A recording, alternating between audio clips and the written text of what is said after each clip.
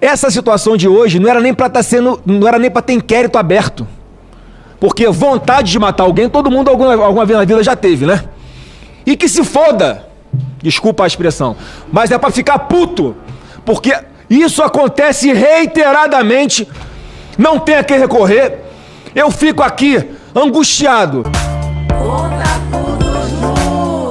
O senador Flávio Bolsonaro demonstrou indignação durante o discurso na tribuna, criticando duramente as recentes operações da Polícia Federal que investigam o suposto plano de golpe de Estado e ameaças contra autoridades públicas. Ele classificou como repugnantes e antidemocráticas as decisões judiciais que fundamentaram essas ações. Porque as cenas revoltantes que nós temos do comportamento de deputados federais na comissão ao debater o projeto de anistia lá na Câmara, só tem dois caminhos. Ou são ignorantes, imbecis, insensíveis, ou são mal intencionados de propósito mesmo.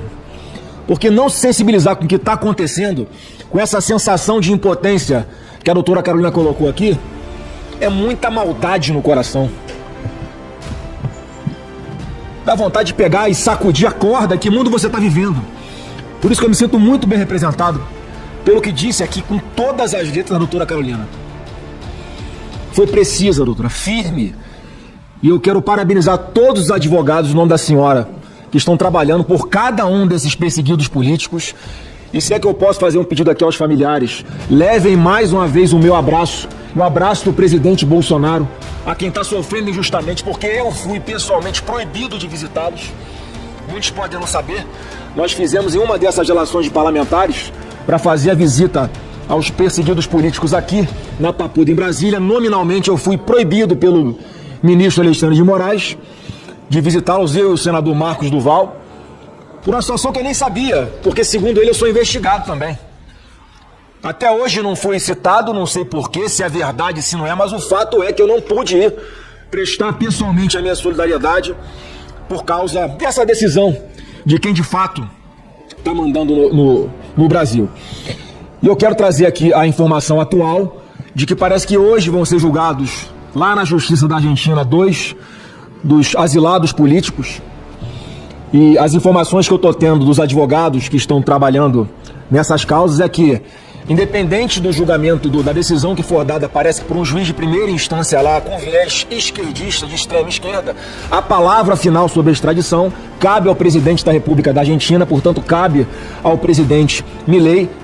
E obviamente nós já fizemos chegar até ele, até a sua assessoria, a gravidade do que está acontecendo aqui, que as condenações, as tipificações que estão sendo dadas a quem porventura já foi condenado aqui no Brasil não refletem a realidade, porque obviamente não tem cabimento alguém ser condenado a 17 anos de regime fechado por depredar o patrimônio público. E sinceramente a expectativa que nós temos é que na Argentina venha um sinal claro, mais um sinal claro para o Brasil, de que lá respeita-se os tratados internacionais, que lá respeita-se aqueles que são perseguidos políticos e que lá é dado guarida a essas pessoas que não têm a quem recorrer aqui no Brasil.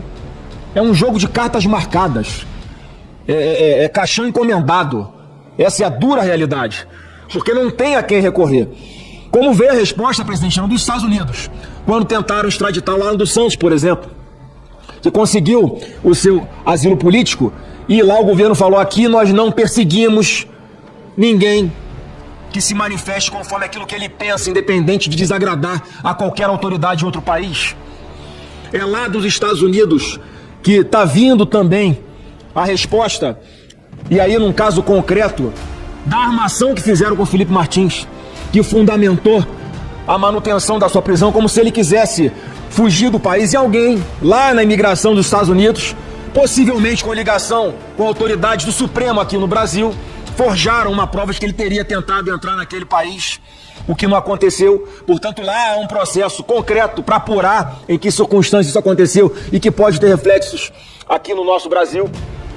Portanto, eu fico confiante de que também venha de lá uma parte dessa resposta, que nós aqui precisamos fazer a nossa parte, mas de lá também vem essa resposta, como já veio com relação ao Alan dos Santos.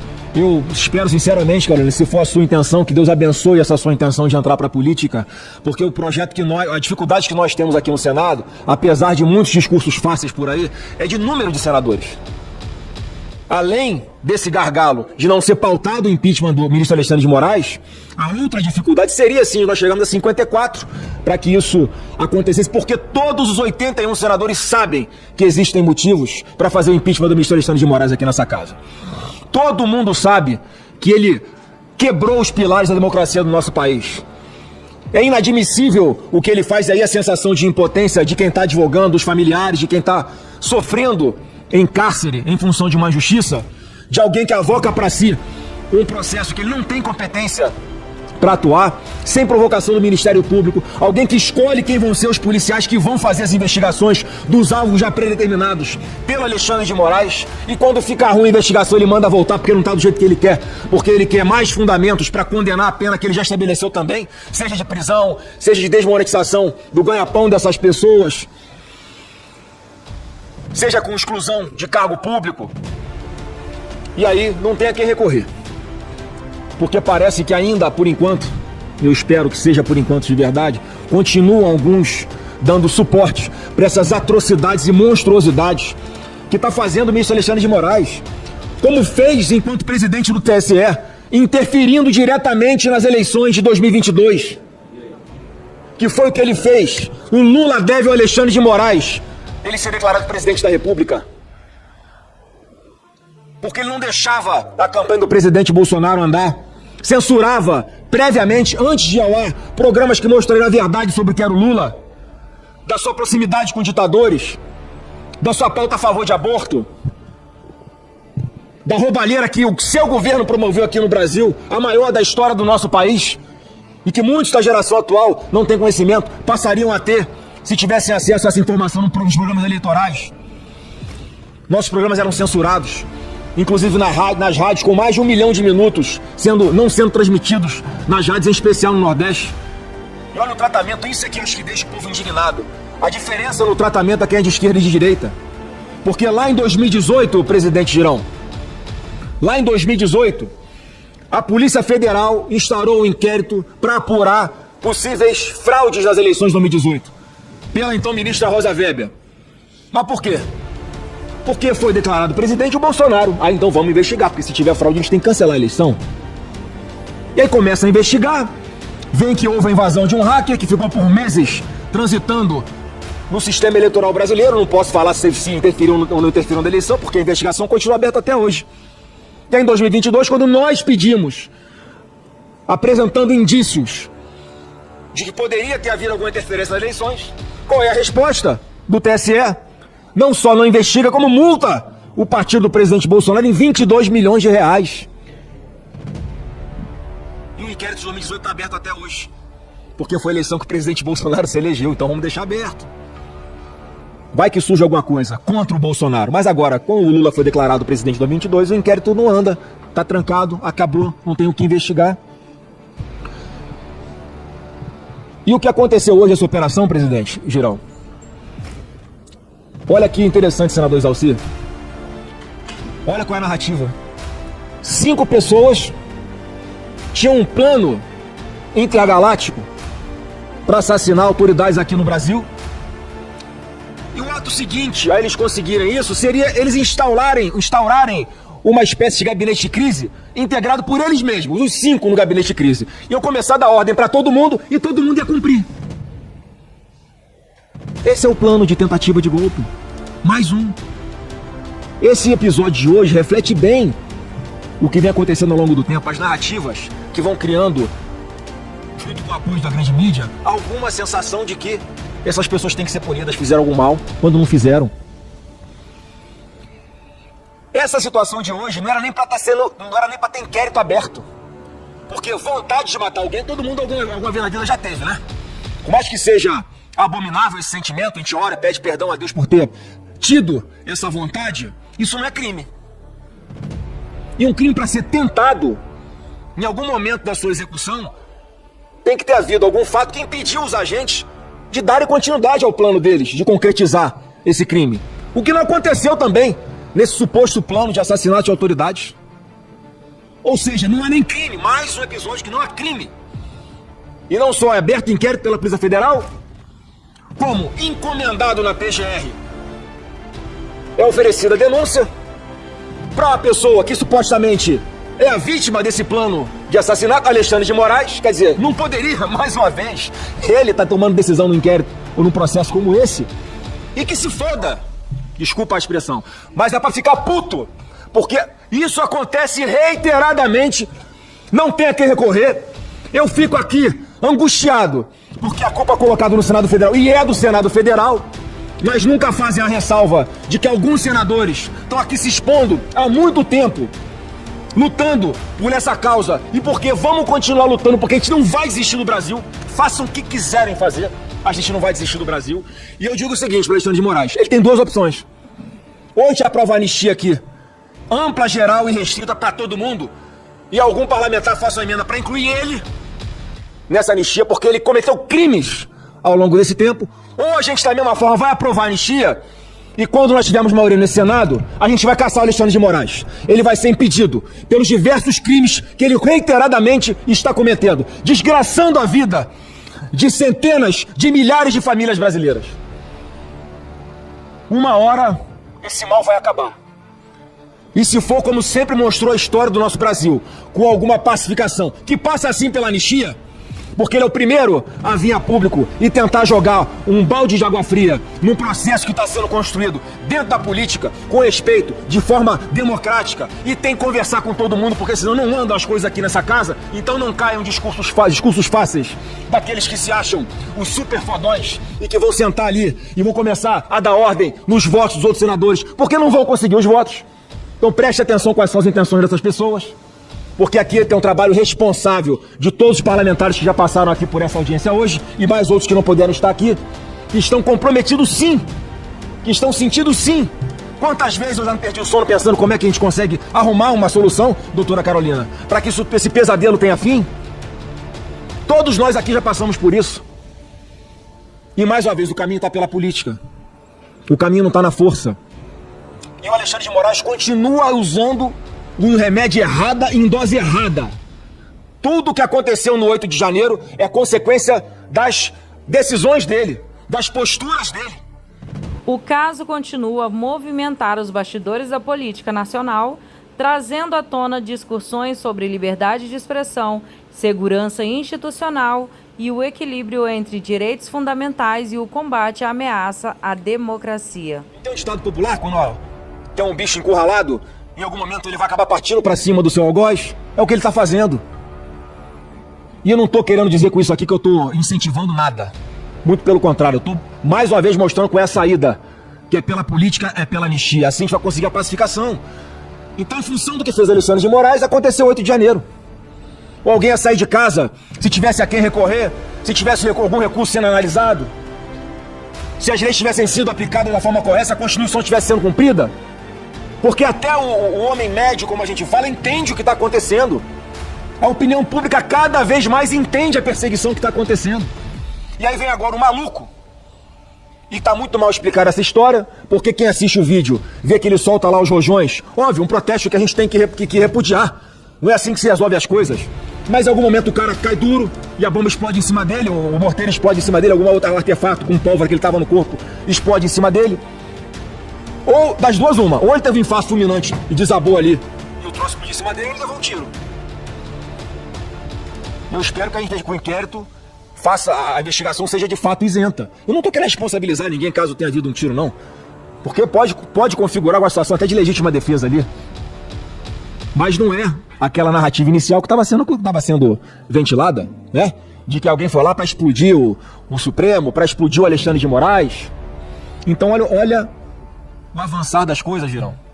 8 de janeiro, acontece agora esse fato aí desse maluco, e eles continuam insistindo com o remédio errado. É inacreditável a ignorância, é inacreditável o orgulho que essa pessoa tem de não vestir por um momento a veste da humildade para reconhecer que ele é o grande catalisador, ele é o grande combustível do que está acontecendo. Não tem discurso de ódio de ninguém de direita, não. Eles são tão ardilosos que já estão usando essa conjuntura atual para vir de novo com discurso de censura em rede social, porque não concorda com o que algumas pessoas falam na internet contra eles. Então a gente tem aqui uma missão árdua, senador Girão, senador Exalci. Uma missão difícil, mas que a gente, eu posso falar por vocês dois e por quem mais passou por aqui, a gente não vai arredar o pé. A gente vai continuar trabalhando na mesma linha, por mais que nós sejamos maioria, por enquanto. Porque a gente não vai dormir em paz enquanto a gente não conseguir pacificar esse país de verdade. Porque nós é que somos os defensores da democracia. Nós é que estamos aqui denunciando todas as atrocidades que estão sendo cometidas, rasgando-se a Constituição para impor a vontade dele. Uma pessoa que age por vingança, que toma decisão com o fígado, que machuca as pessoas com a caneta mais do que o marginal está machucando as pessoas com um fuzil aí na rua. Porque até esses marginais têm a quem recorrer. Até esses marginais perigosíssimos, esses sim, têm a quem recorrer. Mas os perseguidos políticos não têm a quem recorrer. Senador Flávio, antes do senhor encerrar, o senador Exalci trouxe um vídeo que eu queria pedir à nossa comissão para passar, porque o senhor citou esse caso lá do dia 13 de novembro, e mostra realmente uma imagem que eu não tinha conhecimento, né? E é estranho, e a tese do suicídio me parece ficar frágil com relação a isso, né? Então vou pedir para passar o vídeo.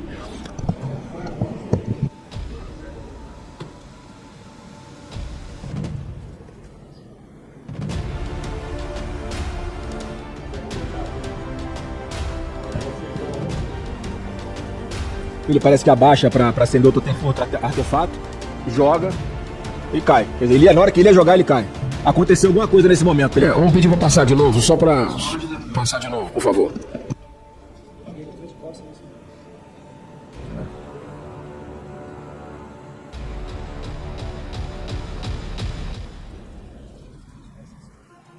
Ó, parece que foi um pouquinho antes. Nesse momento, então você vê que não tem a reação de quem tá vivo. Alguém que tá com fogo pegando no seu corpo, a reação é se proteger, tentar apagar o fogo, e ele tá ali, apagado.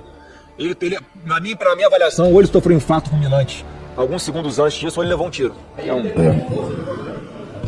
Então, presidente, se me permite, Flávio, só além de complementar isso aí, saiu, eles avocaram para a Polícia Federal o inquérito disso, estava na Polícia Civil.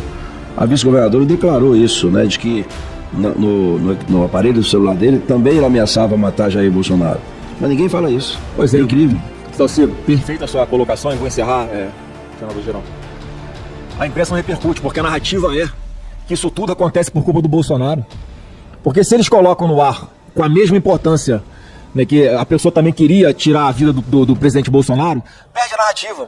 Porque vai ver que não é uma pessoa vinculada politicamente a nós, uma pessoa que não tem nenhuma orientação por parte de alguém ligado a nós.